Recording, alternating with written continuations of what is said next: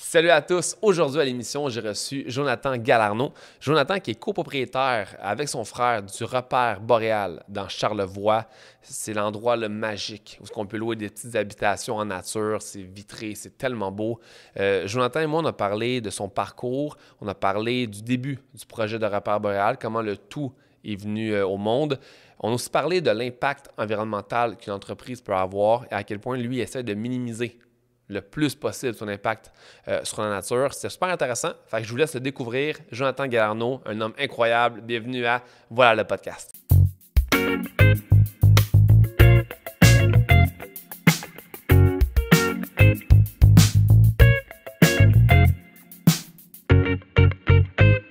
Jonathan Galarno, merci d'être là avec ton gros verre d'eau. Un gars assoiffé de succès. Premièrement, merci de m'avoir accueilli au Repère Boréal il y a quelques temps. C'était vraiment cool. Puis j'ai eu la chance, dans le fond, d'aller aux éboulements à Charlevoix, voir le Repère Boréal, qui est comme un centre de location de petites habitations dans la nature que j'ai vraiment trouvé super cool. Puis tu as été assez smart de montrer un peu l'envers du décor, montrer un peu quand ça se passait. Tu m'as même montré la shop parce que vous construisez le tout ensemble. Parle-moi un peu de qu'est-ce qui est Repère Boréal pour les gens qui ne connaîtraient pas ce que c'est. Bon, mais tu l'as dit, en fait, de l'extérieur, Repère Boréal, si on regarde rapidement, c'est un domaine écotouristique qu'on fait de la location de micro-habitations en nature. Donc, on est un centre de bien-être avec une petite zone spa, massothérapie, de la bonne bouffe, des petites habitations vraiment orientées vers la nature. Fait qu'on utilise le boréal comme repère pour se recentrer sur soi-même. C'est un peu ça le concept, la prémisse de base, mais derrière tout ça, c'est d'abord un projet familial là, que j'ai débuté avec mon frère. Puis au fil des années, là, ça va faire 5 ans cet été qu'on a débuté le projet, on s'est monté une belle équipe et notre famille maintenant est rendue pas mal plus grande, fait que c'est pas mal le fun, puis on fait ça en gang pour avoir du plaisir. On construit, on dessine nos habitations, puis on est assez fait de défis, là. On va justement sortir une nouvelle habitation dans 2 mois, on va l'installer à 10 mètres dans les airs, là. Fait que ça va quand même être pas pire. Nice. Parle-moi un peu des débuts. Justement, tu dis que c'est familial, mais d'où vient l'idée? Qu'est-ce qui s'est passé pour pouvoir créer ce beau repère boréal qui est le vôtre? Moi, dans le fond, j'ai grandi sur le terrain adjacent une bonne partie de mon enfance avec mon père. Il rêvait, en fait, sur des terres de faire un terrain de camping. Fait qu'il y avait déjà des espèces de petits shacks que les frères s'étaient fait. Fait que, où est-ce que Repère Boréal a débuté? C'est mon oncle Serge. Il avait construit un petit shack, mais pas d'eau, pas rien. Il y avait pas d'électricité. En fait, il y avait l'électricité, mais il n'y avait rien d'autre. Fait que c'était un poêle à bois, puis tu avais une lumière, puis c'était ça. Fait que notre père avait comme l'intention, l'ambition de faire un terrain de camping ici. Un terrain de camping comme on connaît, là, assez conventionnel. Pour des tentes, là, pas pour des roulottes. Là. Non, il y avait la portion sur le bord du chemin, il voulait faire des roulottes, c'est ça. Mais il avait fait déjà des plans d'aménagement puis tout. Là, notre père avait toujours rêvé d'être un entrepreneur. Là. Puis je pense que ça nous a aussi bien motivé à faire le grand saut. Là. Mais bon, il s'était remarié avec une dame qui avait 3 enfants. Nous, on était là, 5 enfants, seul salaire, une grande terre à entretenir. Mettons on sait ce que ça implique, là, partir d'une entreprise. Fait que c'était plus ou moins réaliste. Il était assez confortable aussi, puis pas très loin de sa retraite. Là, il y avait un bon poste là, chez SNC-Lavalin. Fait que travaillait pour Bell Canada, puis il était toujours parti à l'extérieur. Fait que c'était pas très réaliste de réussir à mettre ça sur pied, mais l'idée avait toujours germé, puis il arrêtait pas de le dire. Il se plaignait un peu du point qu'il était pris dans sa vie, rendu où est-ce qu'il était, parce qu'il était attaché à un fonds de pension, il était attaché à plein de choses, puis qu'il commençait à être trop tard pour faire le saut. Il y avait comme trop à risquer, puis il nous disait un peu de ne pas faire ces erreurs-là, de se lancer avant. Fait que il y a eu ça, puis le terrain de camping ensemble. Puis mon frère puis moi, on a voyagé, on est parti d'ici. Et quand, à un moment donné, on s'est regardé, qu'est-ce qu'on fait? On pourrait peut-être bâtir de quoi. Notre père s'approchait de sa retraite. Fait qu'on s'est dit, on pourrait partir un terrain de camping avec notre père. C'est cool. On aime, on revenait de voyage, les deux, on aime la nature. Puis plus on vieillissait, plus on tripait sur la nature. On se rendait compte que c'était bien le fun de vivre en ville. Quand tu es jeune, puis que tu pars de la région pour aller vivre en ville, tu comprends pas pourquoi, qu'est-ce qu'il y a à faire en région. Tu es comme, voyons, je peux aller voir 2 spectacles par semaine, je peux faire plein d'affaires. Mais en vieillissant, le contact de la nature nous manquait. Fait qu'on était comme, ça pourrait être un projet hybride avec notre père, puis finalement, réussir qu'à lui, à faire ce saut-là, mais pas tout seul. Une semi-retraite, là, il n'allait pas arrêter du jour au lendemain de façon à rien faire. Là. Fait que on a commencé à discuter avec lui pour lancer ça conjointement, mais la discussion a été assez brève parce qu'il a attrapé le cancer, puis il l'a annoncé, puis 8 mois plus tard, il était décédé. Fait que le projet tombé à l'eau. Puis d'autres affaires, il est mort un mois, jour pour jour, de sa retraite. Fait que ça, tu sais, quand tantôt je revenais à l'idée de... Il nous a comme motivés à être des entrepreneurs, puis de dire de faire attention, de ne pas rester pris, de ne pas aller trop loin dans la vie en se basant sur des espèces de bases trop solides, qui après ça, des assises que tu n'es plus capable de bouger puis de rester pris dans ça. Fait que c'est un peu ironique qu'il meurt un mois, jour pour jour avant sa retraite, alors que tout ce qui s'attachait rendu là, c'était sa retraite, là, pour pouvoir enfin être libéré du système. C'est triste, c'est triste, mais je pense que tu as bien suivi les conseils de ton père parce que s'il était encore parmi nous, il serait vraiment fier de ce que tu as fait avec ton frère. Là. Ah, ça, c'est sûr. Puis, tu sais, c'est triste, mais en maudit que je ne sais pas où est-ce que je serais si c'était pas arrivé. Je pense que ça a vraiment été comme le coup de pied dans le cul que j'avais besoin pour passer au next step. Tu sais. Puis des fois, on a risqué gros pour se rendre où est-ce qu'on est aujourd'hui, mais une espèce de petite confiance aveugle de se dire que tout va bien aller, puis une urgence aussi de l'accomplir, on dirait. Puis ça, c'est clairement lié avec le décès de notre père, mais il faut voir le positif. Tu sais, bon, il est décédé, puis il ne l'aura pas vécu, mais par cet apprentissage-là, here we are. 5 ans plus tard, on a parti avec une cabane. Là, on est à 25 habitations en location. On devrait avoir trentaine d'habitations d'ici la fin de l'année. Puis on ne s'arrêtera pas là. Fait que, c'est fou, raide. Mais pourquoi faire des cabanes au lieu de faire justement un terrain standard de camping? Il y a plusieurs raisons. De un, une question d'espace. Terrain de camping, dans le fond, nous, on a hérité l'héritage de notre père, c'était une petite bande de terrain. Fait que la terre principale, c'est pas nous qui l'avons eu. Fait qu'on n'avait pas l'espace pour faire une infrastructure de terrain de camping. La saisonnalité, pour nous, c'était important d'embrasser notre nordicité, de vivre avec l'hiver. Je ne comprenais pas en fait que les gens passaient des entreprises qui marchaient 6 mois par année. J'étais comme, au prix que ça coûte faire des investissements, aussi bien s'arranger pour que ça soit 4 saisons. Puis j'ai toujours cru fortement au tourisme 4 saisons. Puis aussi, l'intérêt envers le design, là, c'est, comme je disais tantôt, c'est tout moi et mon frère qui dessinons les cabanes.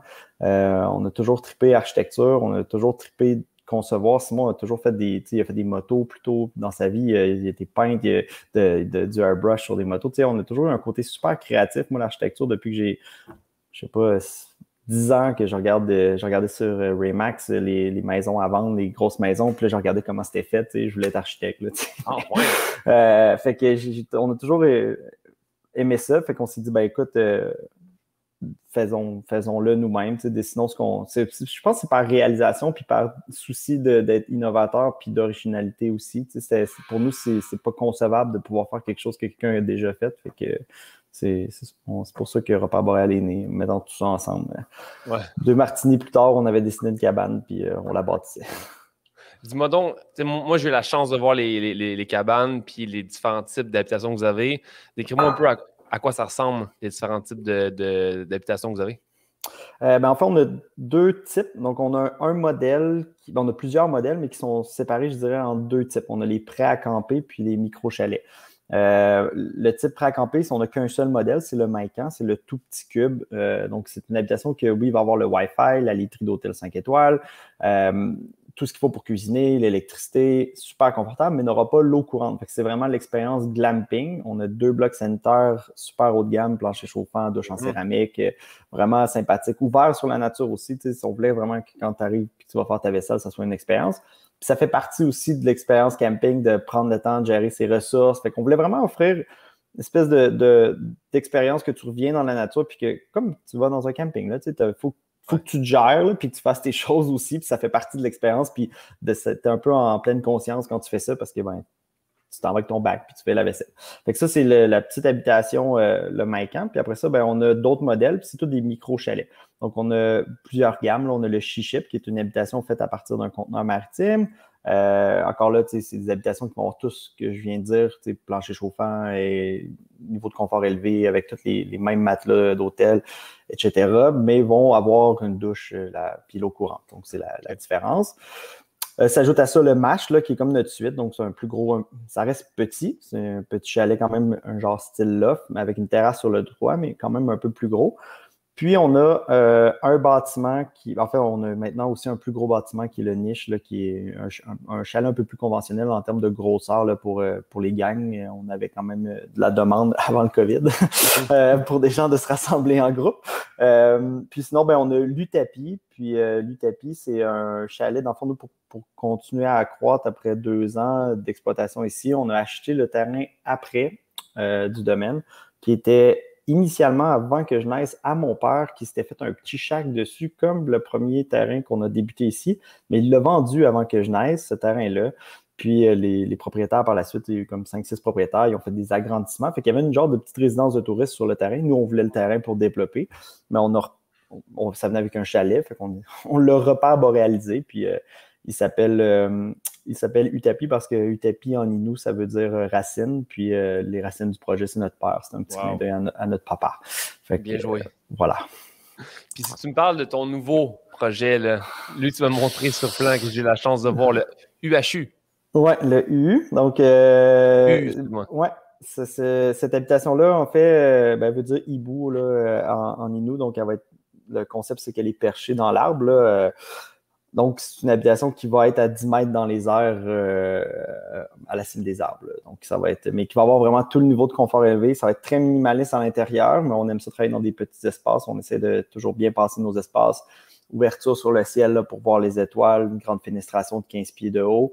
Fait que bon, c'est minimaliste puis pas en même temps, mais c'est petit quand même. C'est ça que je veux dire, c'est que c'est petit. Il faut être capable de. Il n'y a pas de divan. Le lit, c'est le divan, puis c'est le lit aussi.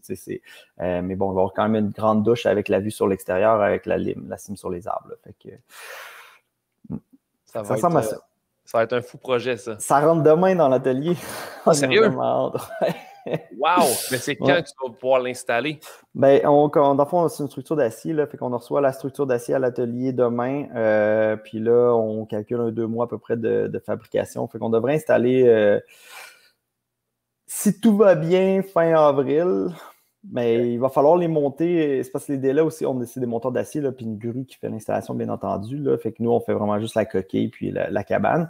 Puis il y a aussi un défi parce qu'il faut la monter là-bas, puis on la monte sur des skis, fait qu'il faut qu'il reste de la neige. Fait qu'il faut va falloir qu'on se dépêche. Là. Quand, mettons, tu crées une nouvelle habitation, peu importe le style, que ce soit 10 mètres dans les airs ou non, c'est quoi le plus grand défi que tu peux avoir pour le mettre sur pied? Tu as l'idée, c'est vraiment beau sur papier, tu te dis « wow », mais de le concrétiser, c'est quoi le plus gros défi?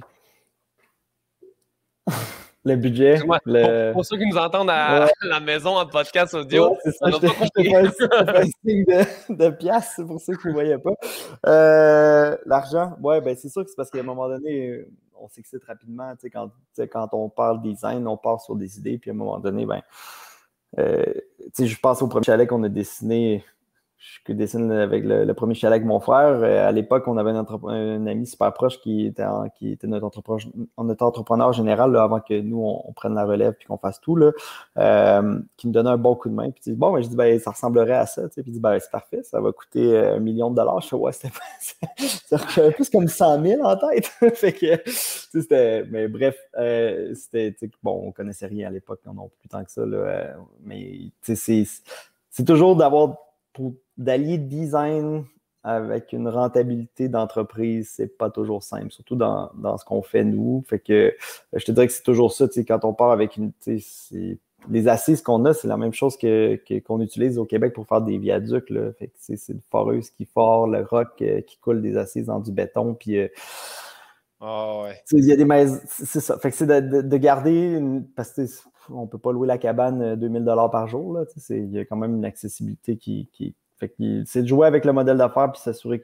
qu'on respecte nos ambitions de design et la capacité du marché à vivre ce design-là. Puis aussi, ça ne nous intéresse pas de faire quelque chose que juste des riches seraient capables d'utiliser. Fait que ça aussi, c'est important pour nous. Fait que c'est le principal défi d'arriver avec quelque chose de cool qui va être vraiment intéressant, mais qui va être abordable. Puis après ça, ben, tu sais, après, il y a d'autres défis, là, mais l'espace utilisé, les matériaux, etc., de garder un souci environnemental. Puis nous, on essaie de faire des cabanes le plus petit possible. Fait que travailler des petits environnements, mais que ça soit le fun, c'est pas toujours simple. Fait que, en fait, c'est pas simple pantoute, là. C'est pas pour rien que les gens construisent des mansions quand ils ont de l'argent. C'est bien plus simple. Ouais, c'est ça. Si on parle de matériaux, justement, tu sais, je te disais que j'avais été sur la construction un petit peu sur la toiture pendant une couple de mois cet été. Puis j'ai été faire des chalets dans le nord où je pouvais voir que c'était un seul propriétaire. Ben, en fait, sûrement un groupe de propriétaires qui construisent comme 20 chalets identiques. Puis au niveau de l'environnement, ils n'en ont rien à foutre. Toi, je sais que c'est super important pour toi dans la nature. Je sais que tu fais attention aux matériaux. Parle-moi un peu, par exemple, du Macan. Qu'est-ce que tu prends comme matériaux pour être sûr que tu n'as pas un trop gros impact environnemental, mettons? Bien, c'est sûr qu'à la base, on essaie d'avoir des choses durables. C'est pas on essaie, mais c'est la base de tout. Là. On fait des constructions durables. Tu sais, pour une habitation de ce type-là, on n'aurait même pas besoin de respecter le code du bâtiment, mais nous, on va au-delà de ça parce que d'un, on veut, côté éco-énergie, que ça soit un lieu, que ça consomme moins, mais aussi que ça ne soit pas une bâtisse que dans 10 ans, il faut la sacrer à terre et recommencer. Fait que, c'est une habitation qui est faite à partir de matériaux locaux au maximum. On est chanceux, là, le bois d'œuvre de Charlevoix, il y a une série ici, fait qu'il vient principalement de Charlevoix. Là, fait que ça c'est assez facile. Après ça, ben, tout ce qui est revêtement, on travaille avec une scierie, une autre scierie qui s'appelle Cedreco juste à côté. On travaille avec du cèdre. Et l'avantage du cèdre, c'est qu'on n'a pas nécessairement besoin de le traiter non plus pour qu'il soit durable. Là. C'est un bois qui est capable d'en boire beaucoup. Et les bateaux étaient construits de ça dans le temps. Ça de l'eau puis tout, il n'y a pas de problème. Fait que c'est un bois qui va durer très, très, très longtemps. C'est même les clôtures en rond là, qu'on voit sur les champs, qui en bois qui t'offrent 100 ans, ben, c'est des clôtures de cèdre. Là, c'est pas traité. Non, mais nous, on fait un petit. Il y a certains, juste pour côté design, qu'on va traiter, qu'on va brûler rapidement, juste pour donner un caractère foncé à l'habitation. Mais sinon, non, il n'y a pas de produits chimiques là, utilisés pour traiter le cèdre. Après ça, ben, plancher intérieur, on travaille beaucoup avec le mélèze. Fait que c'est sûr qu'on y va avec des matériaux au maximum biosourcés, puis régionaux. Donc, ça, c'est la base là, de ça. Puis après ça, ben, en faisant des plus petite superficie, ben, il y a bien entendu moins de matériaux. On inclut aussi des matériaux recyclés parce que, ben, en fait, c'est même pas recycler, c'est réutiliser des matériaux, leur donner une deuxième vie parce qu'ils sont pas, c'est pas un matériau qui a été, qui a eu un nouveau cycle de vie, là, qui a été remis à neuf. C'est vraiment, exemple, un pan du mur du Macan, il fait avec de la tôle recyclée. Pas recyclée, excusez-moi, réutilisée. Donc, on a des gens ici dans Charlevoix qu'on connaît qui défont, par exemple, des granges, des bâtiments là, qui sont en fin de vie, puis on rachète des matériaux à ces gens-là pour leur donner une deuxième vie, dans le fond. Fait que nous, on leur traite à peine, puis on l'utilise à des endroits où est-ce que ça n'aura pas d'impact. C'est pas une tôle qui aurait pu être utilisée là, pour un toit, par exemple, parce que là, ça devient super complexe à harceler la coquille, puis tu veux pas créer des infiltrations, puis affecter la durabilité de ton bâtiment. Mais sur un pan de mur extérieur, c'est beaucoup plus simple, la façon que le mur est scellé avec les membranes sous-couche, etc. Tout est. Fait que c'est par exemple le genre de truc qu'on fait là. Ben, c'est très bien. Puis tu me parlais, puis là, ma mémoire est un peu troublée face à ça. Tu me disais que quand tu déchiffres, défriches, déchiffres, c'est une autre affaire, hein? On comprend les deux.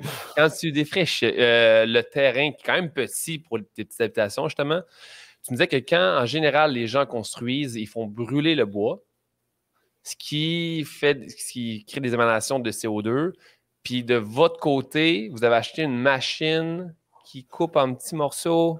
Rappelle-moi un peu. Ben, en fait, c'est pas tout le monde qui brûle, mais mettons ici dans Charlevoix, mon père faisait ça. Tout le monde, quand tu coupes des arbres ou tu fais du bois, souvent les gens il faisait des tas, puis il appelle la municipalité savoir, il a fait ça assez longtemps qu'il pleut, puis oui, puis la municipalité donne ça OK, puis ils font un feu à ciel ouvert, puis ils brûlent les branches, là, tu sais. C'est quand même quelque chose qui est très commun en région. Je suis pas prêt à dire que c'est des entrepreneurs qui font ça, là, mais le problème, c'est quand on brûle le bois, le CO2 qui est séquestré à l'intérieur, ben, il est relâché dans l'air, là, tu sais. Fait que nous, on a acheté un chipper, c'est simple, là, c'est une machine qui broie la branche. Donc, tout ce qui n'est pas réutilisé, parce qu'on réutilise beaucoup de bois, entre autres pour les feux à l'intérieur des habitations, à l'extérieur, tu sais, bon, ça fait partie aussi de l'expérience de gens, mais c'est du bois qui vient principalement là, de notre domaine, mais sinon, pour les branches, donc ce qui reste du bois non utilisé, on le broie puis on le remet à la nature. Donc, ça a l'avantage, en fait, de ne pas relâcher des quantités de CO2, mais en plus, ça va nourrir le sol, ça va aider à l'effervescence de la forêt. Fait que mais c'est pas game changer, mais c'est l'accumulation de tous ces petits de tous ces petits efforts-là, même quand on choisit un emplacement d'habitation, on essaie de la choisir, on marche le domaine, puis quand on voit un secteur d'arbres morts, ben, au lieu de défricher une place où est-ce que la nature va très bien, mais on dit, ben, écoute, c'est un bon emplacement. Des fois, c'est naturellement défriché parce qu'il y avait une grosse roche, où il y avait des arbres dans le temps qui sont tombés, ou juste par les usages avant du terrain, il y a 100 ans, il y avait des champs, il y a certains arbres qui sont différents de d'autres puis qui servent moins, etc. Fait qu'on choisit un peu ça. Mais c'est inspirant parce que, tu sais, il y a tellement de business, il y a tellement de développement. Si seulement les gens avaient une parcelle de la volonté que tu as de vouloir faire attention à la nature, tu sais, la terre se porterait beaucoup mieux. Tu sais, l'exemple qu'on peut avoir une business qui est rentable, ben là, on s'entend que je connais pas tes chiffres, là, mais tu as une business qui fonctionne super bien, puis que tu arrives à quand même réussir à travers justement les petits défis que ça t'apporte de devoir faire attention à quelques détails qui, à long terme, quand tu accumules 5, 6, 7 détails, ben c'est plus un détail. T'sais.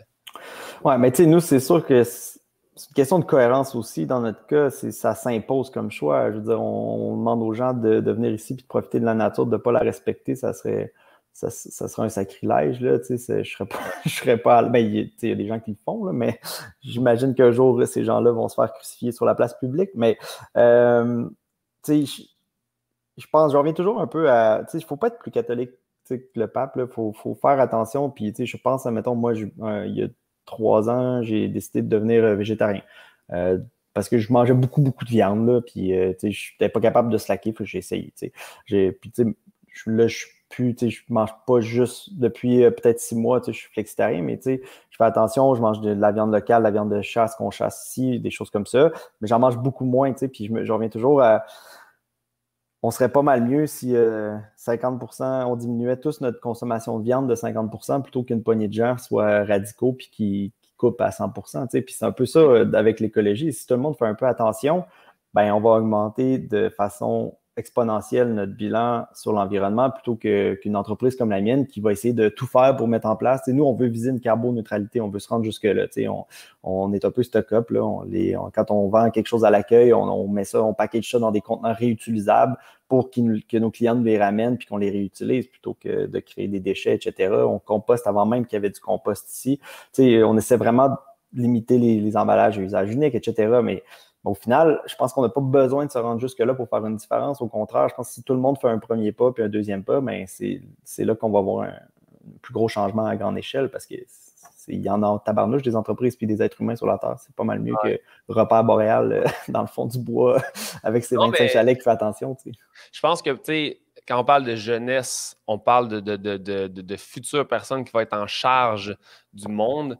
Tu sais, ces jeunes-là ont besoin quand même d'avoir des gens qui sont inspirants comme toi ou comme plein d'autres compagnies qui font attention, tu sais, parce que c'est sûr que si on parle à un PDG de 82 ans qui, lui, toute sa vie, a brûlé ses pneus dans sa cour arrière, pour lui, il n'est pas trop tard pour changer, mais tu sais, je suis plus pessimiste face à son changement qu'à des jeunes qui vont être des futurs, justement, directeurs d'entreprise, qui vont avoir le contrôle de faire du changement, tu sais. Fait que même si tu penses que ce que tu fais, et oui, c'est quand même, on s'entend que c'est rien versus la pollution de la Chine, mais ça reste que si partout dans le monde, on expose davantage les gens comme toi qui font attention, parce que même moi, je n'ai pas pensé au fait que quand tu brûles du bois, ça crée quand même du CO2. Il y a plein de critères comme ça qui font une différence. Même quand tu achètes des produits, tu nous disais, tu achètes tout le temps des produits de Charlevoix, même au niveau de la nourriture.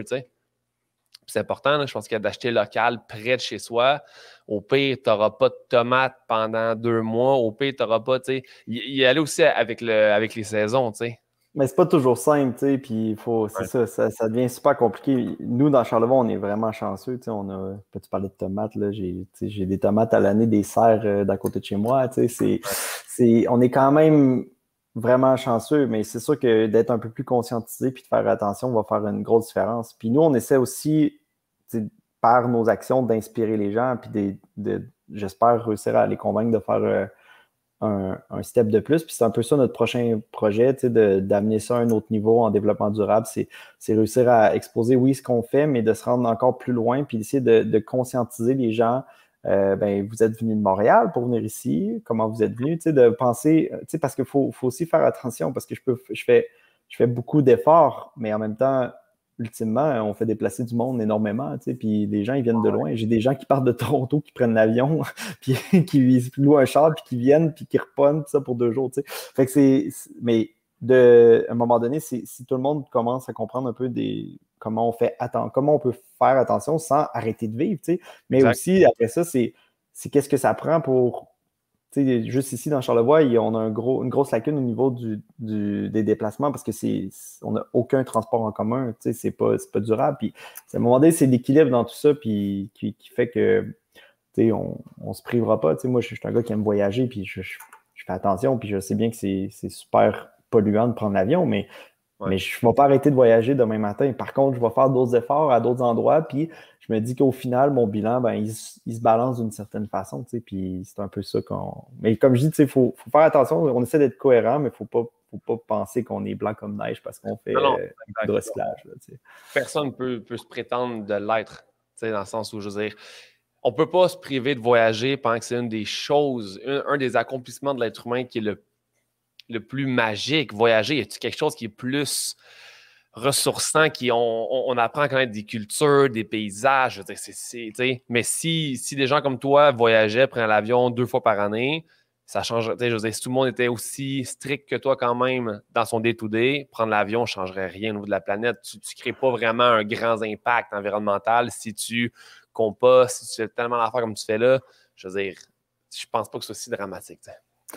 C'est ça, c'est qu'il faut faire attention, comme je dis, puis à un moment donné, c'est une question d'équilibre. Puis après ça, il faut voir, tu parles de rencontrer des cultures, c'est intéressant parce qu'à un moment donné, en voyageant, tu te sensibilises à d'autres situations dans le monde, à d'autres problématiques, par exemple, d'inéquité, etc. Puis à un moment donné, la question de développement durable, c'est pas juste non plus une question d'écologie. Il y a aussi une question sociale. Puis à un moment donné, en voyant d'autres horizons, puis en sortant de chez vous, puis on sort un peu la tête du cul, puis on se fait comme ah, mais attends un peu, eux qui font mes t-shirts au Bangladesh, là, et ils sont peut-être pas dans de bonnes conditions. Puis, fait que c'est tout ça mis ensemble. Des fois, ça donne un peu le vertige, là, puis c'est pour ça que je dis qu'il faut faire attention, mais d'être un peu plus conscient, puis après ça, de viser une meilleure cohérence. On se sent tous mieux un peu après. Totalement. Si on revient à ton frère, que j'ai pas eu la chance de rencontrer. Très cool, familial comme business, j'adore. Mais là, avec ton frère, vu que vous deux, vous dessinez ensemble, je les plans très ensemble, est-ce que des fois, il y a chicane quand ça se passe? Non, il n'y a pas de chicane, principalement d'après moi, parce qu'on a 2 très forts caractères, puis si on chicanait, ça finirait vraiment mal. on évite la convenance. Blague à part, non, on s'entend vraiment bien, puis tu sais, quand on arrive, on a vraiment une vision similaire. Il faut dire qu'on vit ensemble depuis 11 ans. On était colocataires dans 2 appartements. On a acheté une maison aussi avant ici. Puis après ça, il y a eu le domaine ici. Je suis encore colocataire avec mon frère. Puis on a décidé, quand on est parti Repas Boréal, de mettre tous nos projets ensemble puis de vivre un espèce de petit système communiste pour venir pour éviter les inéquités, parce que si quelqu'un met un peu plus de temps dans un projet personnel à gauche, ça a un impact clairement parce qu'on est à 200% dans ce qu'on fait ici. Là. Fait qu'à un moment donné, c'était juste plus équitable d'arriver à ça. Puis non, ça va vraiment bien. On s'entend. Bon, il y a des jours où on se lève tous du mauvais pied, là, mais souvent, c'est relié à nous-mêmes plutôt qu'à l'autre. Fait que on est capable de faire la distinction. Puis Comme je disais tantôt, on est tellement rendu une belle grosse famille ici. On est super bien entouré. Les gens qui travaillent avec nous, on a, par exemple, notre cousin qui est notre charpentier, qui vit aussi avec nous. Puis c'est vraiment... C'est pas une secte, là, mais c'est le fun. On a une belle communauté à même notre produit, notre projet. Fait que ça amène aussi d'autres horizons. Fait que Simon puis moi, notre relation est très saine, puis c'est vraiment le fun. On n'a pas, je me verrais pas dans une business. Écoute, je ne veux pas parler trop vite là, parce qu'on ne sait pas ce que l'avenir nous réserve, là, mais en tout cas, j'aurais clairement pas passé par les chemins qu'on a passés si ça avait été quelqu'un d'autre que mon frère, parce que ça prend, je pense, une confiance aveugle pour des choix qu'on a fait, des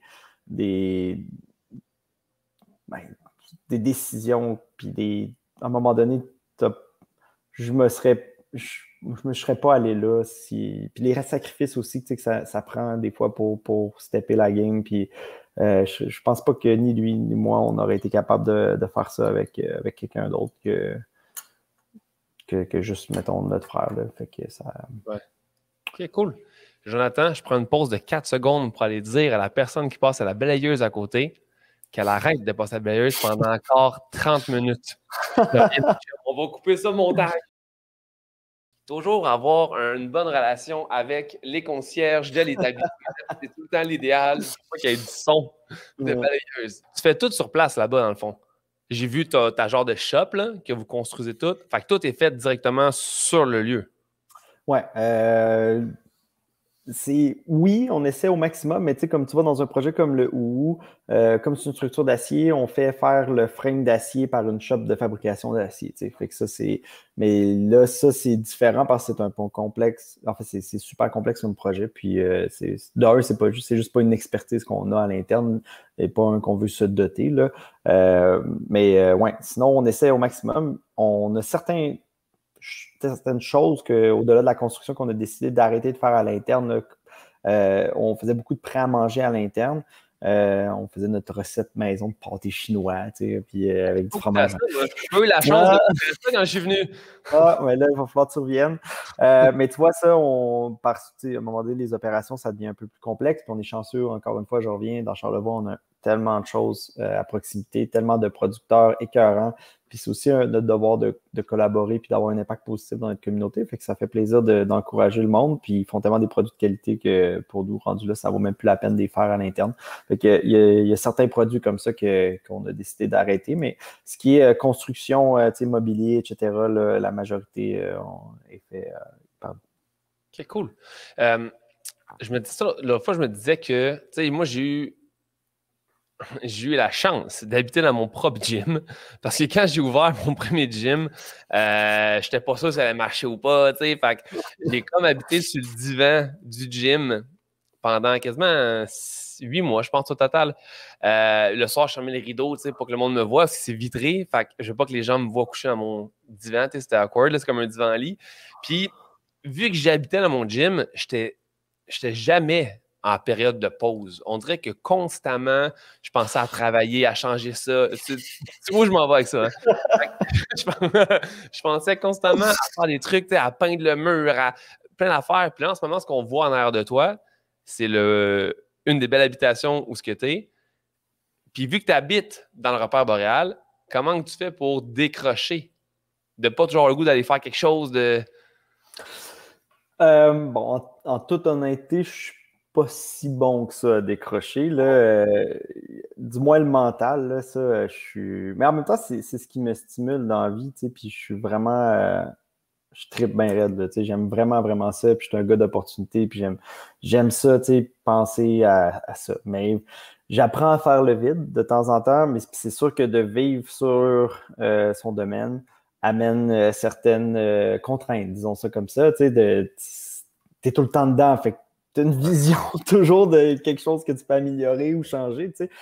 Mais en même temps, ça a tellement de côtés positifs, là, tu sais. Moi, je me lève le matin, je suis là, il y a une urgence, je suis là, tu sais, c'est pas, ça fait partie du mode de vie. Puis, comme je disais tantôt, on est rendu avec une communauté à même notre domaine. Puis, je pense que ça fait que j'ai une vie un peu atypique. Fait que malgré le fait que oui, je travaille beaucoup puis que je suis toujours dedans, Ben, à même ça, on s'est greffé un style de vie avec des gens qu'on adore, qu'on voit. Pour les gens qui ont le COVID, qui vivent le COVID présentement, c'est plate, mais moi, j'ai une vie sociale parce qu'on est 10 à vivre ici. J'ai encore une vie sociale. Fait que ça change un peu. Mais c'est sûr que pour décrocher, ben, j'essaie de sortir du domaine. Ça l'aide. Fait que quand on sort du domaine, ça donne un bon coup de main. Puis sinon, ben, l'activité physique, on le dit pas assez, il n'y a pas grand-chose d'autre que ça qui amène un bon reset. Là. C'est clair. Tu vas où quand tu sors du domaine? Ben, c'est une bonne question. En fait, dernièrement, je me suis loué un petit chalet à Saint-Côme. Fait que je suis allé là. Ma copine a aussi un appartement à Montréal. Fait que de temps en temps, on va faire du ski. On va là-bas puis on va faire du ski de fond. Des trucs de même à proximité. Mais sinon, ben, c'est sûr que c'est un peu plus complexe. Là. Je suis aussi parti en voilier pendant 3 semaines quelque part au mois de novembre. Fait que ça j'étais un des derniers. Ouais, ben, C'est où? Ah, mais c'était un peu délicat. Hein. Je serais parti un mois plus tard, puis je me serais fait tirer des roches en maudit. Mais je suis parti avant la polémique. Moi, ça bouquait depuis vraiment longtemps. Puis bon, je m'en allais, COVID, pas COVID, je m'en allais sur un bateau isolé du monde. Dans le fond, je prenais l'avion jusqu'à Porto Rico. Puis après ça, rendu là-bas, on vivait sur un bateau pendant 3 semaines. Fait que pour l'apprentissage. Fait que c'est sûr que je suis quelqu'un qui aime beaucoup voyager. En contexte COVID, c'est un peu plus complexe. Mais sinon, j'avais un campeur. J'étais genre à partir faire un trip d'escalade, sortir d'ici de façon plus quotidienne. Ben, pas quotidiennement, mais mettons mensuelle au moins. Disons ça comme ça. Fait que voilà. Vie d'entrepreneur, très stressante en général. Mais parle-moi du moment, s'il y en a juste un ou plusieurs, où que ça a vraiment été vraiment stressant. Là. Un événement, un obstacle à surmonter, un truc que tu as fait épelaille. Ça se peut là, que le repère boréal perde des plumes. Il y en a eu tellement, mais écoute, c'est d'actualité. Je pense que c'est le COVID. Là. Nous, on est une jeune entreprise. On vient de se sortir de la tête, mettons, de dire qu'on est une start-up. Là. Je pense qu'on n'est plus une start-up. On commençait à avoir des assises plus solides qu'une start-up. Mais on arrivait à ce point-là et là, le COVID est arrivé. Puis on est passé avec être booké mur à mur à le gouvernement qui nous dit « vous fermez ». Puis ça, quand c'est arrivé, j'ai lâché prise. Qu'est-ce que tu veux que je fasse? Je veux dire, j'ai fait mes devoirs financiers que je pouvais faire, puis advienne que pourra pour la suite. T'sais. Mais ça a commencé à spinner un peu. Là. Après 2 semaines, là, les 2 premières semaines, je dirais que ça a comme fait une pause obligée qui était. Je faisais du yoga tous les jours, je m'entraînais. J'étais comme, wow, c'est le fun de la vie. Puis en même temps, c'est con, mais on avait le domaine, on était tout seul à vivre. C'est comme une vie de riche. Là, je me promenais, puis j'avais mon domaine à moi. Je vivais. C'était triste en même temps, mais s'il y a quelque chose de positif, on pourrait dire que j'ai vécu ça pendant un moment de pouvoir avoir un immense domaine à moi toute seule.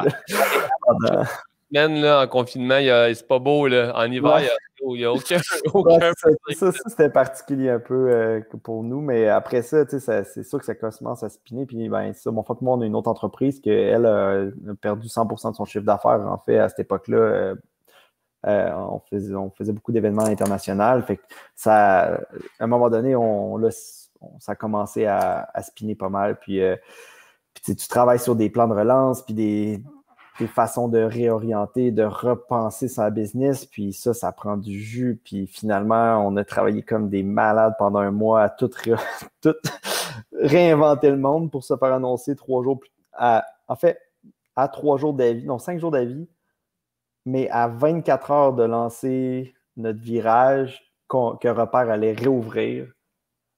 Fait que là, on n'était pas prêts. Ils nous ont garoché ça dans les dents, puis on a fait, ben, écoute, on va pas chialer, là, mais on va le faire, mais tout le reste a pris le bord. Fait que tout ce qu'on a travaillé pendant 1 mois et demi, c'est mis comme sur une tablette.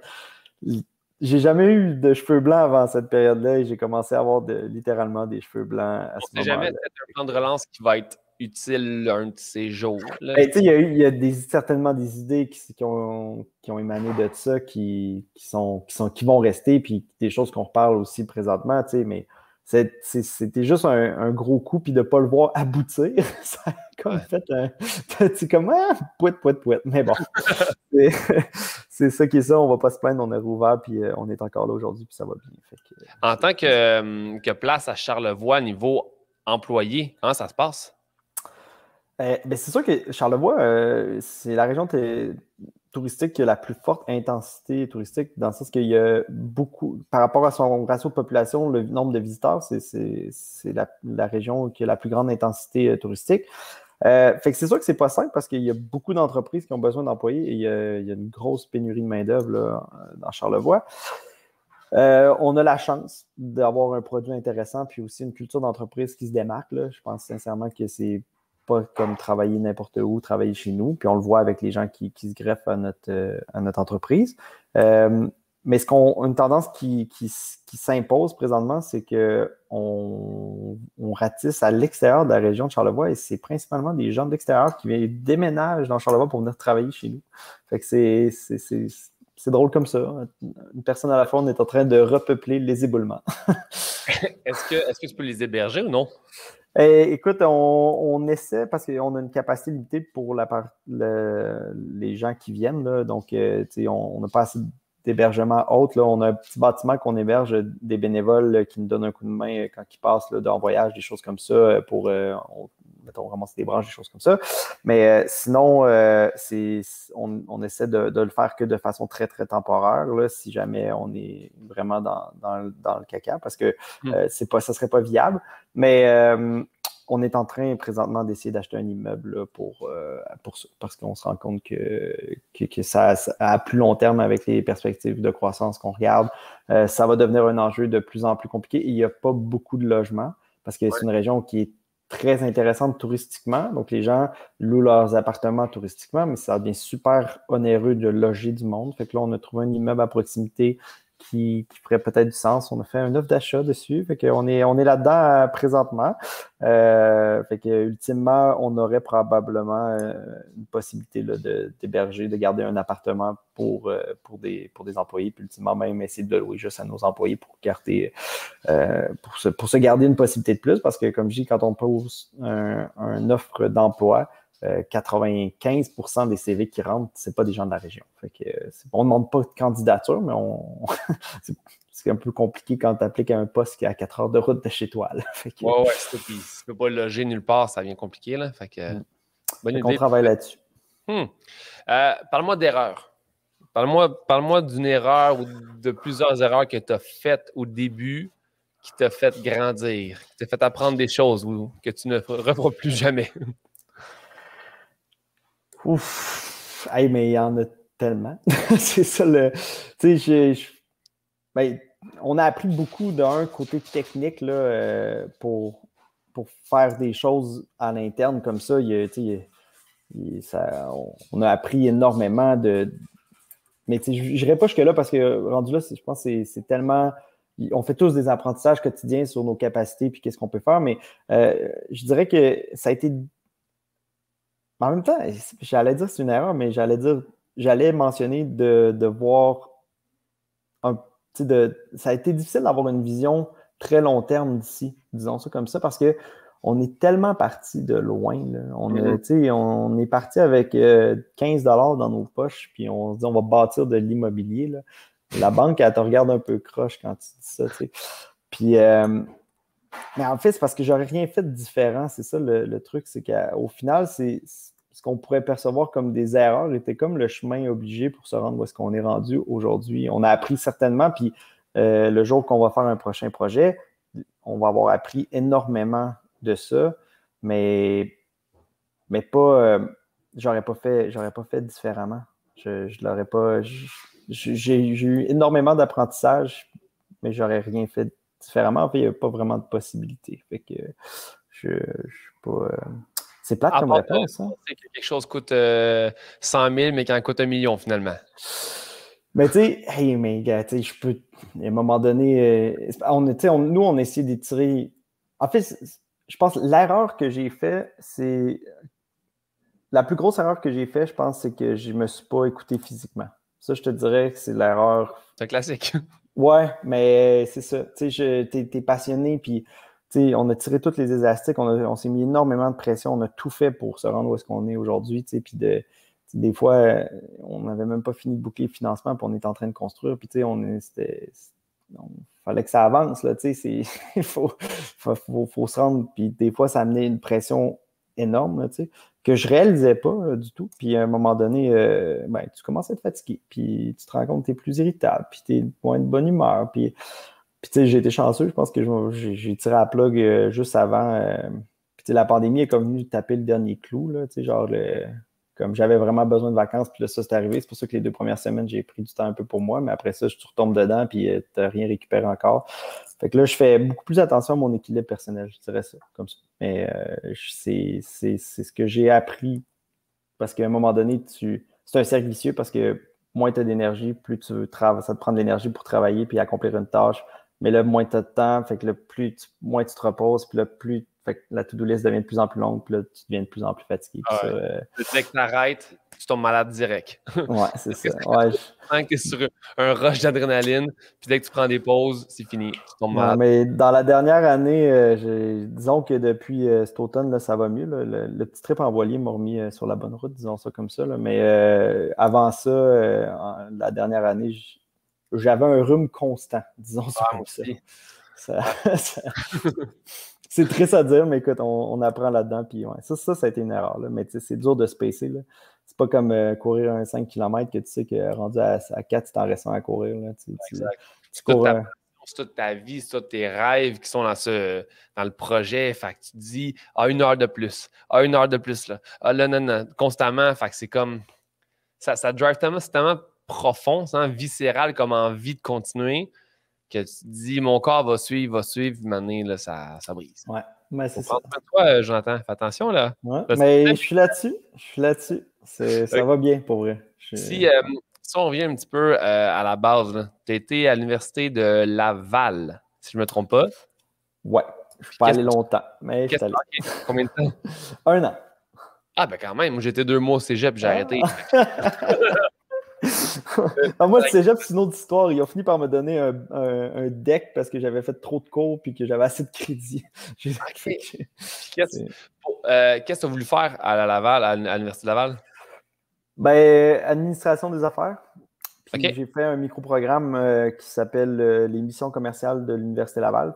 C'est un programme qui prend énormément de temps. Ça vaut juste comme 2 cours. Là. C'est, mettons, 6 crédits. Là, mais c'est une job à temps plein. Là. C'est 40 heures par semaine quasiment que ils te forment pour devenir un agent de développement. Tu trouves une entreprise qui a envie de faire du développement à l'international. Tu as appliqué dans une destination. C'est quand même un processus rigoureux de sélection. Là. Je me sens dans mon année, il y a eu 300 ou 400 demandes, puis ils prenaient 50 personnes. Puis ça, moi, j'avais appliqué pour le Chili, j'ai été pris, puis j'ai trouvé une entreprise là, pour aller représenter faire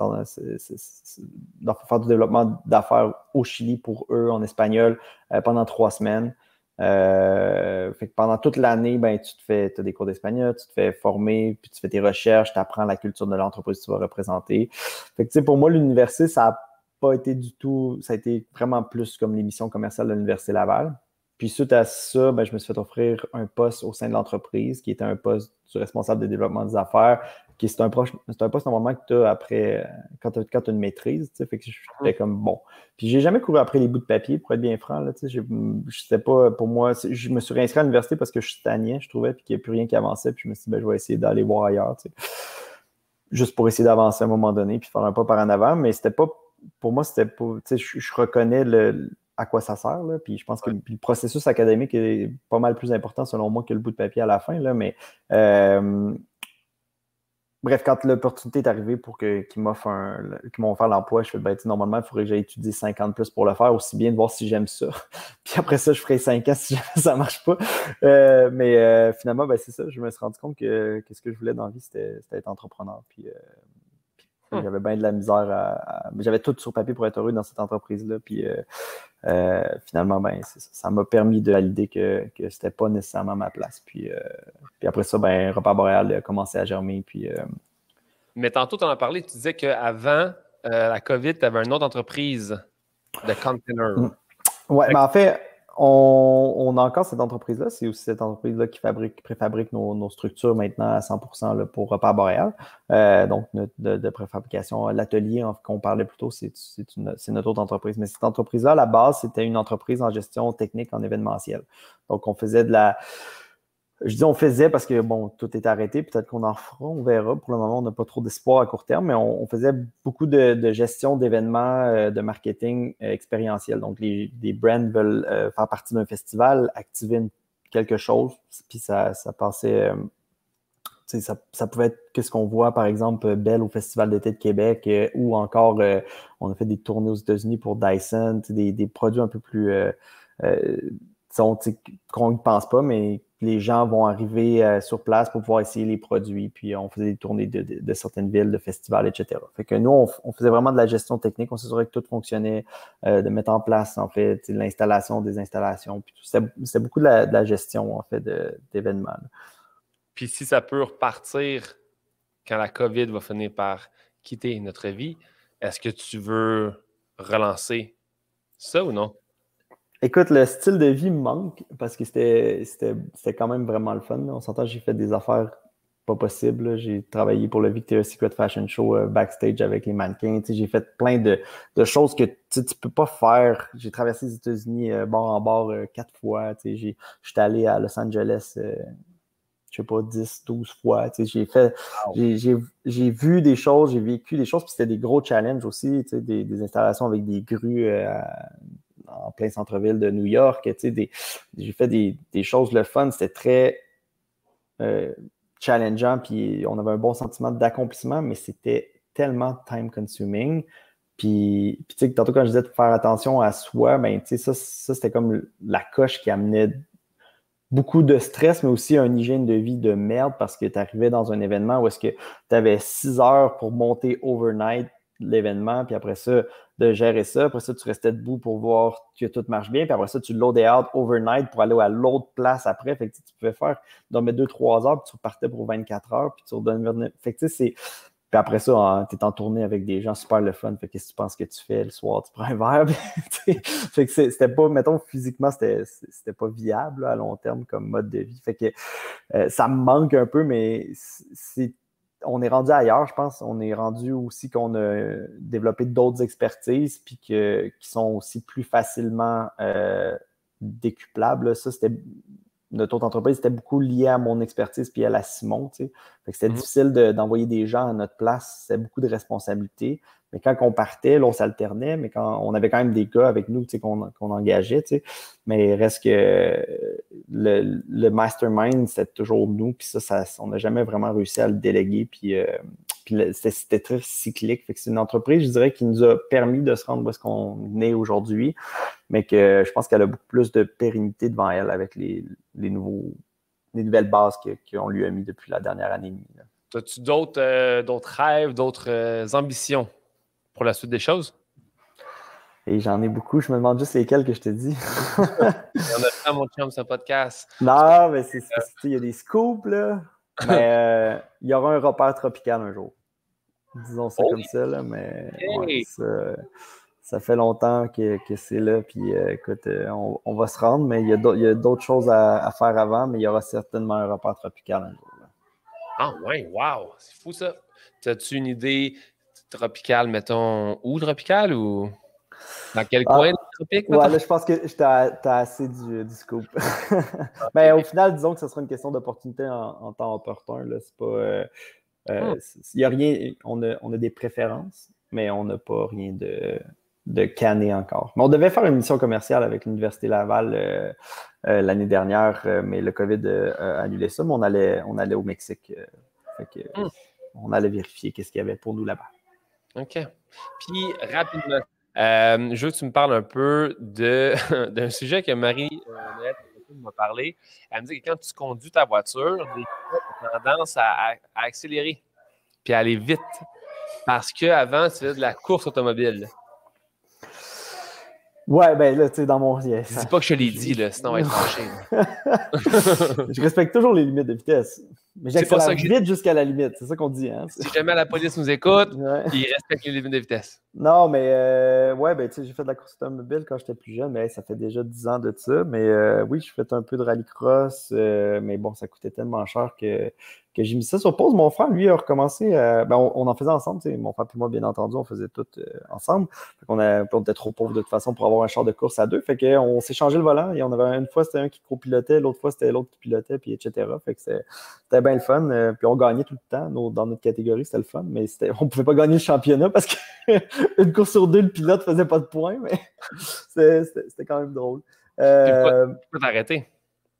Après le deuxième moteur dans notre Subaru, ça remet les pendules à l'heure. Là, tu fais comme j'ai peut-être d'autres ambitions aussi dans la vie que de passer mon argent dans de la mécanique automobile. C'est super le fun. Puis, je suis un mordu d'adrénaline. Je fais de l'escalade, j'aime le vélo de montagne, la course automobile, je pense que c'était ça aussi. Mais je te dirais qu'en vieillissant, je me suis tourné un peu plus vers le plein air. J'aime encore tout ce qui est un volant, conduire dans la vie, j'aime ça. C'est toujours quelque chose qui me passionne. Mais c'est tellement... Le coût est tellement démentiel que je n'arrive pas à le justifier. Je suis comme surtout pas dans un moment dans ma vie où est-ce que, on s'entend, là, on fait tous des choix puis on fait des sacrifices pour continuer à croître. Là, fait que, ça ferait juste pas de chance. Mon frère s'est racheté une voiture de course, lui, à plus petite échelle, un vieux Corolla de rallye, propulsion, quelque chose de vraiment le fun à conduire, qui ne gagnera jamais un championnat avec ça. Sinon, il va mettre vraiment beaucoup d'argent, mais une fois de temps en temps, il fait une course, puis ça fait du bien. Puis quand le domaine était fermé... Ah ouais, hein? Quand le domaine était fermé au printemps dernier, c'est rendu une piste de course. Là. OK, nice. Jonathan, on est rendu à la section des 5 questions qui sont les mêmes pour tous, que tu as reçues à l'avance en courriel. Fait que parle-moi un peu de qu'est-ce que tu fais. Tantôt, tu parlais de yoga, c'était ça la réponse, mais qu'est-ce que tu fais pour te déstresser? J'ai parlé de yoga, mais je pense que ça passe énormément par l'activité physique. Là. C'est vraiment... Avant, je courais beaucoup, mais là, j'ai un petit problème de genou. Fait que là, je me suis tourné vers le ski de fond, puis vers recommencer à faire de la course. Mais le yoga, mais surtout des entraînements à haute intensité, là. Même quand je faisais du yoga, mettons, pour me déstresser, avant de penser que je suis capable de méditer, il faut que j'aille lâcher un bon morceau. Tu te brûles un peu avant. Ouais, fait que quand je fais un bon power d'une heure, là, ben dans le soir après, ça va bien. Moi aussi, j'ai du mal à juste méditer. Il faut que je m'épuise un peu avant pour ne pas avoir le choix de méditer. Mais au final, c'est un peu ça le principe du yoga. Quand tu fais une séance et que tu arrives au Savasana, c'est présentement tu as préparé ton corps et ton esprit à arriver à ce moment-là, d'être capable de relâcher puis de te recentrer. Puis, tu pensais à faire des bains de glace dans ton coin? Hey, c'est drôle que t'en parles. Ça fait longtemps que on ne nous dit pas, puis on veut en rajouter effectivement un bassin froid cet été. Mais sinon, moi, j'ai commencé à faire ça chez moi, parce que nous, on est chanceux, on n'a plus artésien. Fait que l'hiver, l'eau est frette en baptême. C'est de la vraie eau de source, tu sais. Oh oui. Je me suis fait un bain l'autre fois. Pas de glace, je n'ai pas rajouté de glace, j'avais pas besoin, elle devait être à 2 degrés. À 2 degrés? Non, je sais, honnêtement, 10 peut-être, je sais pas. Faudrait je mettais un thermomètre dedans, là, mais mettons le fleuve ici, c'était très comparable. Là. Mais assez pour que tu aies de la misère à respirer quand tu embarques dedans. Là. Puis, oui, mais c'est ça le but en fait. Faut que tu aies de la misère. Là. Fait que, non, puis tu sais, c'est ça. Je commence ça, mais je me suis tellement senti bien après. Là. C'était comme. C'est comme la plus grosse dose d'endorphine que j'ai, on le sait, on le fait des fois quand on va dans un centre de bien-être, là, de spa, puis on se tire dans... Mais là, d'avoir resté, je pense que j'ai resté plus longtemps aussi, je me suis vraiment conditionné à rester plusieurs minutes, là, puis de me concentrer sur ma respiration. Puis, effectivement, je suis sorti de là et comme dans l'heure après, là, je me suis senti comme vraiment léger. C'était vraiment le fun. Ouais. C'est drôle que tu parles de ça parce que c'est quelque chose que je veux mettre dans une routine un peu plus Moi, souvent. je le fais tous les matins avec ma douche. Constamment. Il y a des matins que c'est moins froid que d'autres. Il y a des matins là, que la petite switch, je mets moins dans le tapis froid, mais il reste que je le fais tous les matins. Puis c'est ça le moment où je peux vraiment penser à rien. Je suis obligé de juste penser à ma respiration. Si je m'assois pour méditer, forcément, j'ai un flot d'idées qui vient puis de stress. Mais quand j'ai une douche froide ou un bain froid, j'ai pas le choix de juste faire... Juste respirer non-stop parce que Sinon, je hyperventile quand c'est frais, tu sais. Fait que ouais, c'est une bonne façon de se déstresser. Tu me confirmes que je vais faire ça plus souvent. Je vais mettre Je dans sais ma pas à routine. quel point tu viens. Tu sais, je sors de ma douche, man, je suis toute rouge. Je suis plaque et rouge sans que c'était frette, mais je me sens bouillant.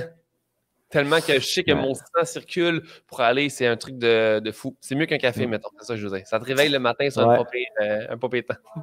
Ouais, effectivement. Si tu avais un podcast qui se veut inspirant, qui t'inviterait? Mais mettons qu'on parle d'entrepreneur, d'entrepreneuriat, Alexandre Taillefer était quelqu'un que quand je m'enlignais que j'ai débuté en fait comme entrepreneur et avait un parcours que j'aimais beaucoup et j'aimais beaucoup lire qu'est-ce qu'il écrivait. Il faisait des chroniques dans la presse. Non, Le Devoir, la presse et Le Devoir, je pense. Je me souviens plus exactement, mais j'aimais ça, voir les nuances de l'homme derrière. C'est quand même un bon entrepreneur là, qui a fait plusieurs choses. Puis je me suis toujours demandé un peu, parce que ça a fini un peu en queue de poisson, là, on va se le dire, là, sa vie publique a comme pris le bord un peu mal. Là, puis avec il est allé en politique avec le Parti libéral, ça a comme été complexe un peu J'aurais aimé ça en voir. Puis, il y a eu aussi des choses personnelles qui sont arrivées qui sont terribles. Son fils est mort. Mais c'est quelqu'un que je me suis toujours dit que j'aurais aimé ça discuter de vive voix avec lui. Parce qu'il y a tellement des choses qu'il a écrites que j'ai été passionné par ce qu'il disait, puis par sa vision de la vie. Puis pour un entrepreneur qui est très capitaliste, là, qui semblait l'être du moins là, dans ses choux. Mais après ça, il est arrivé avec des bons Théo, avoir une vision un peu plus environnementale. Il a travaillé fort pour faire des changements. Puis c'est ça. Je trouve que ça finit un peu abruptement et mal. Je pense que c'est quelqu'un qui était intéressant, que j'aimerais bien entendre, puis donner une tribune, puis voir comment il va, qu'est-ce qui se passe dans sa vie, puis un peu, de revenir là-dessus, puis il y a un parcours d'une vie que je suis sûr qu'on a à apprendre encore de cette personne-là. Théo Taxi, c'était une incroyable idée à la base, t'sais. Évidemment, il y a des défis comme dans tout, mais reste que la base de l'idée de la compagnie était honorable. C'était parfait pour que ça fonctionne, mais c'est ça, des fois, voitures électriques, les chauffeurs bien payés, tout ça, ça fait que ça peut... Puis, il y a quand même des bugs, puis, avec Uber... Puis c'est ça, l'arrivée de Uber, ça a été quand même complexe aussi, là, on s'entend, lui, il se conformait il y avait de la compétition clairement déloyale, là, à un moment donné, c'est un peu triste, puis c'est complexe, puis je peux pas dire que l'échec de Théo repose là-dessus, mais ça a certainement joué aussi, là, puis... Mais bref, j'aimerais bien voir qu'est-ce qui devient Alexandre, puis voir... Qui continue à m'inspirer un peu, je suis sûr qu'il en restait, puis j'étais un peu déçu des derniers moves de la fin, puis j'ai pas trop le truc de politique. Peut-être personnel, tu sais. Peut-être qu'il a voulu se retirer un petit peu, peut-être qu'il était tanné un petit peu d'être sous les spotlights également. Clairement, sûrement. Si je l'ai en invité, je te le dirai. Ouais. Puis je t'enverrai la vidéo en primeur. Clairement. Si on parle de questions. Si on parle de films, de livres, est-ce qu'il y a un livre ou un film que tu ne tannes pas? Pas vraiment. Je suis un gars qui a bien de la misère à écouter 2 fois la même chose. Ça écoute une série, c'est Pirates à maison. Ça, c'est chiant! Il écoute une série de pirates nulle sur Netflix. Après ça, non, mais pour vrai, les dialogues sont très... c'est quand même raffiné. Là. C'est moi l'écouter, je te jure, moi l'écouter. C'est Black Sail, pour les gens qui se le demandent, si on aime c'est un peu l'histoire des pirates puis de Nassau. C'est un peu un caractère historique, puis les dialogues sont quand même très recherchés, puis la psychologie des personnages est intéressante. Ceci dit, non, c'est pas un chef-d'œuvre. Puis je le réécouterai pas une deuxième fois.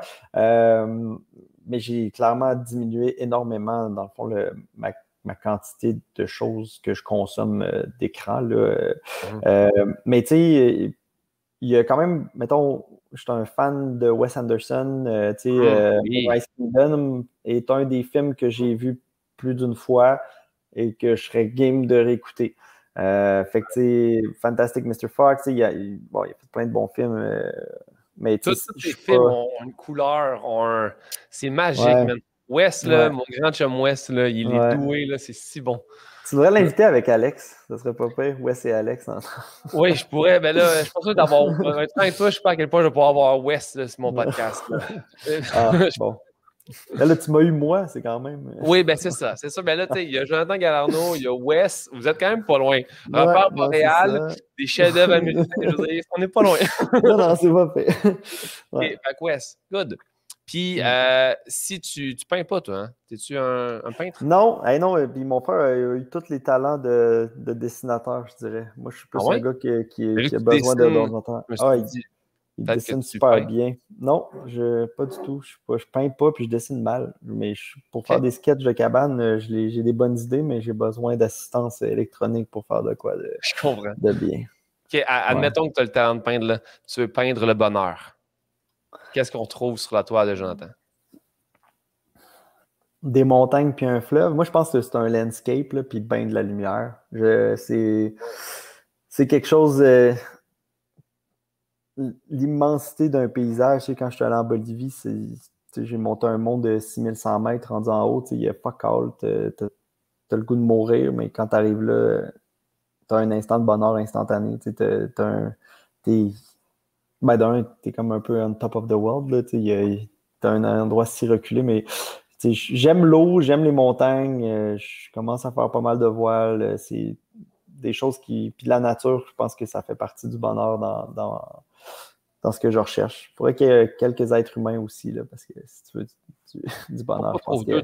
Juste pour dire. Ben, tu sais, comme tu parlais de film aussi, un bon film que j'ai écouté plusieurs fois, Into the Wild, qui finit d'ailleurs en disant Happiness is only real when shared.